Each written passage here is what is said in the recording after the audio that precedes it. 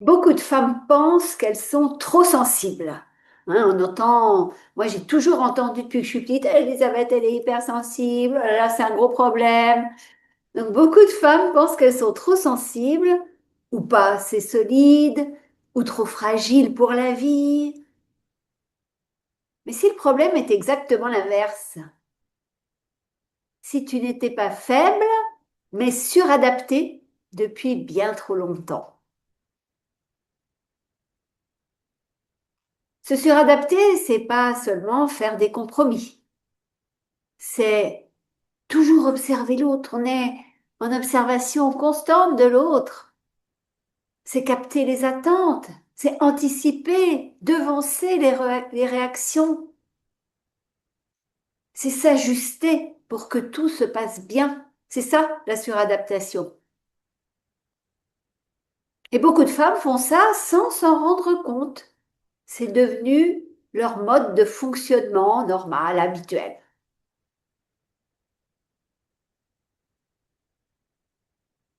Mon premier exemple de suradaptation, ça a été ma maman. Ma maman, j'ai toujours dit, une fois que j'étais adulte, mais maman, elle devançait mes désirs. Et c'était exactement ça.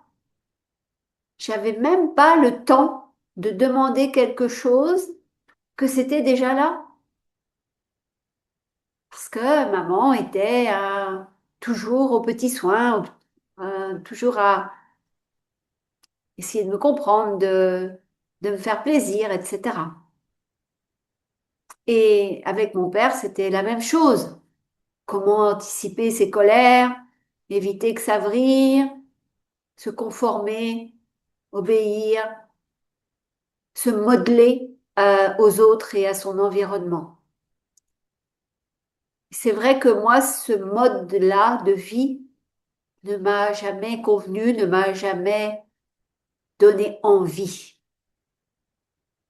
Et pourtant, Dieu sait si toutes les femmes que je vois autour de moi ont ces caractéristiques, ont ce mode de fonctionnement et se suradaptent tout le temps au travail, avec le conjoint, avec les enfants, avec les parents, dans le milieu social.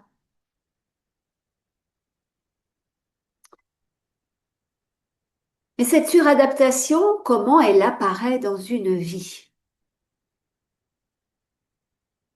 Je pense, pour avoir observé comment mes clientes m'en parlent, pour regarder aussi ce qui se passe autour de moi, chez les femmes que je côtoie, il me semble que la suradaptation naît rarement dans le confort. Et c'est peut-être effectivement cela qui, moi, m'a sauvée de cette suradaptation, c'est que j'avais un tel confort de vie, ma maman m'a tellement choyée, m'a tellement préservée de plein de choses, que je n'ai pas eu besoin de me suradapter. Que je n'ai pas mis en route ce processus, cette stratégie, ce fonctionnement de survie. La suradaptation, elle naît dans des environnements où il fallait être sage, compréhensive, discrète ou forte trop tôt.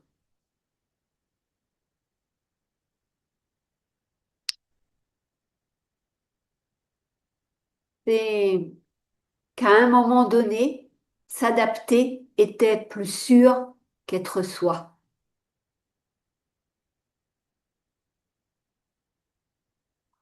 Donc là encore, tu vois, c'est très cohérent avec toute cette série de vidéos que j'ai entamées cette année pour te montrer à quel point tu peux être déconnecté de toi, à quel point tu peux être complètement euh, aux antipodes de ta nature profonde parce que tu veux plaire aux autres, tu veux que tout se passe bien dans ton environnement.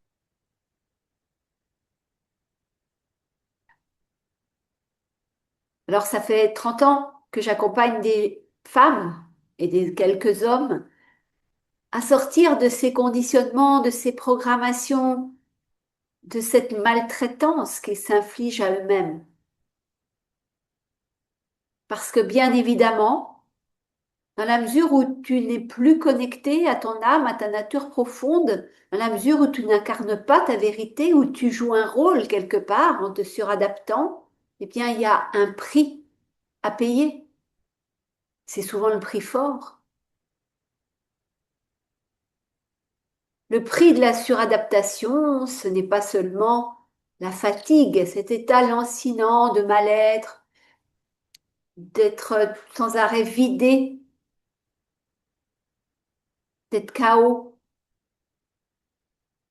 Le prix à payer, c'est surtout la perte de repères intérieurs. C'est ne plus savoir ce que tu veux. Bien sûr, c'est ne plus savoir qui tu es et c'est ne plus savoir ce qui est juste pour toi.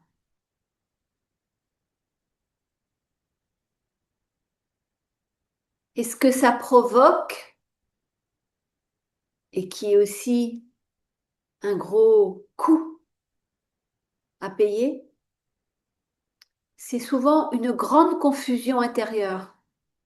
Tu n'as pas de clarté, aucune clarté mentale, aucune clarté sur ce que tu veux dans la vie, aucune clarté sur ce que tu veux créer, attirer, parce que tu t'es perdu, tu es tellement éloigné de qui tu es profondément, en surjouant, en suradaptant,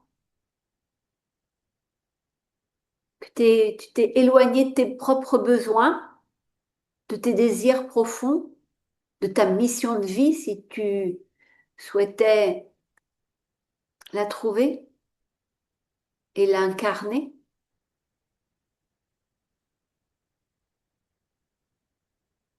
Finalement, tu portes trop, tu te surresponsabilises parce que non seulement tu as ta vie quand même à mener, même si tu vis à côté de la plaque, mais tu te donnes la responsabilité presque de sauver les tiens, ton entourage, ceux que tu aimes. Tu te surresponsabilises en plus de te suradapter. Tu prends des responsabilités qui ne sont pas les tiennes finalement. Et ça aussi, ça a un coût à un moment donné. Le coût, c'est de nouer des relations qui sont déséquilibrées, qui ne sont pas harmonieuses, qui te font souffrir et qui ne te comblent pas.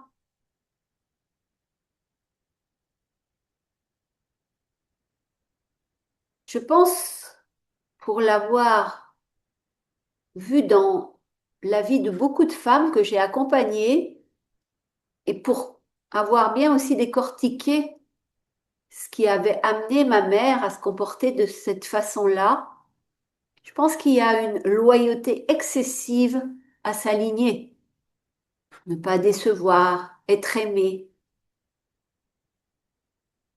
rentrer dans les cases, les clous qu'on m'a destinés. Tout ça, ça te force à la suradaptation. Tu veux être loyal à ce que, à ta mère, à ta grand-mère, à ton père, à ton grand-père, à tes oncles, etc. Tu veux te conformer à l'histoire familiale. Et pour ce faire, tu t'oublies, tu te perds en te suradaptant. Bien évidemment, hein, comme coût à payer, il y a aussi le fait de ne pas poser ses limites. Quand tu te suradaptes, que tu devances les désirs des autres, que tu te conformes à ce modèle que tu t'es imposé toi-même, forcément, tu vas dire oui à tout. Tu vas continuer à te trahir, à t'oublier, à te perdre. Les gens vont user et abuser de ta générosité, peut-être même de ton corps, de tes pensées, de ton mental. Et le fait d'être dans cette suradaptation va attirer à toi justement des personnes qui en profiteront, des abuseurs en tout genre. Poser ses limites, s'affirmer, dire non, se choisir, se dire oui, tout ça, c'est des choix à poser, à faire en conscience. Et quand tu vis dans cette suradaptation, tu vis comme un robot, un automate. Tu as enclenché process, suradaptation. Et donc là, tu ne choisis pas en conscience. Et tu dis oui aux autres. Et dire oui aux autres, c'est souvent te dire non à toi-même.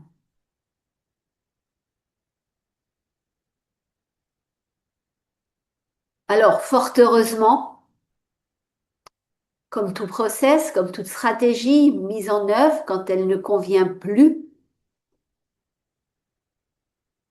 on peut en sortir, on peut s'en libérer, on peut la foutre en l'air, la dégager.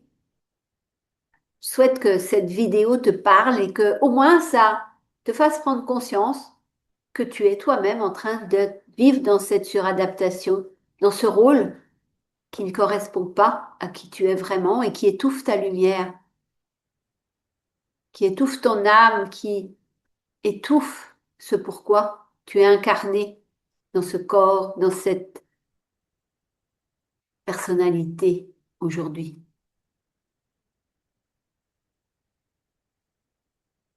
Ce que je souhaite te partager ici, c'est qu'on ne sort pas de la suradaptation en forçant des limites.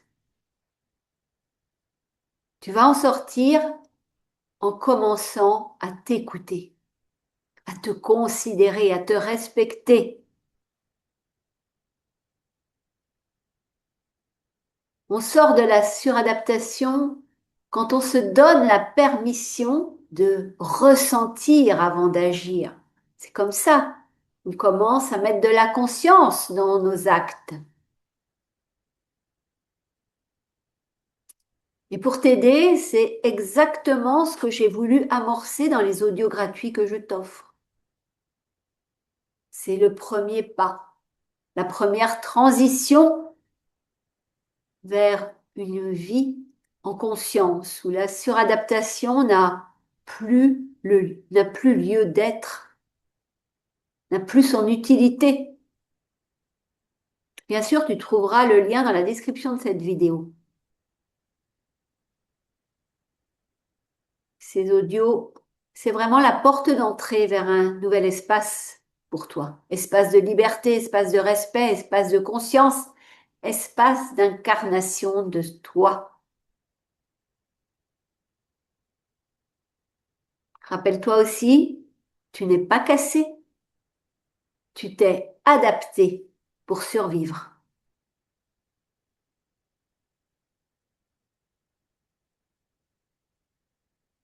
Et tu as tenu, coûte que coûte, quoi qu'il t'en coûte. Mais c'est le moment de passer à autre chose.